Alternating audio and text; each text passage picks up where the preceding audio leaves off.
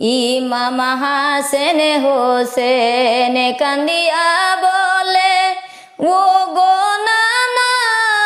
উঠো না, একবার ওইটা কথা কও না, দিলি কলি যায় মানে না, একবার ওইটা কথা কও না, দিলি কলি যায় মানে না। নানা তুমি কেমন কইরা বুইলা গেলা জানি না, তোমার কথা মনে পড়লে সইতে আমরা